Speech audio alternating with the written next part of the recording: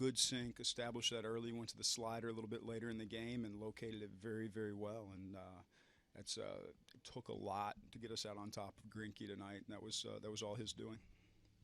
Chacin, obviously facing a team that's very aggressive early in the count, but it looked like he really kept them off balance. So was it a combination of using the breaking ball or just location with that two-seam early on, do you think? I think location, the fastball was dotted up all night long, and when he wasn't getting the call, it was just like an inch off the plate. They were always borderline. There wasn't much over the heart of the plate.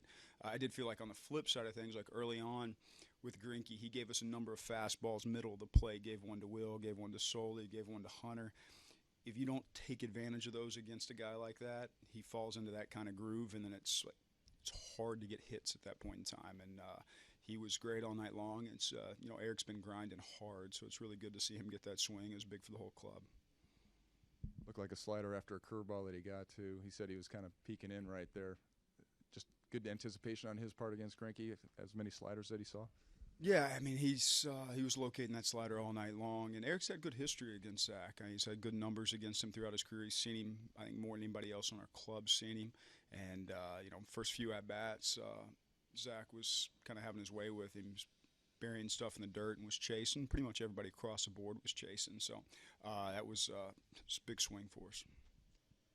What do you think of the early home road splits for Chacin? Is it too early to even make anything of that? Yeah, you know me. I'm not going to make much of anything at this point in time as far as like things like that go. It's just like 2 games at home and 2 games on the road. The 2 games at home are outstanding. It's good news if it actually carries on, because like he's going to pitch a lot of his games here. I don't think much of his struggles on the road at all. It just happenstance. Andy, you ever had a pitcher get the out the previous night before, then hit a home run the next day? What's that? Aybar, Erick?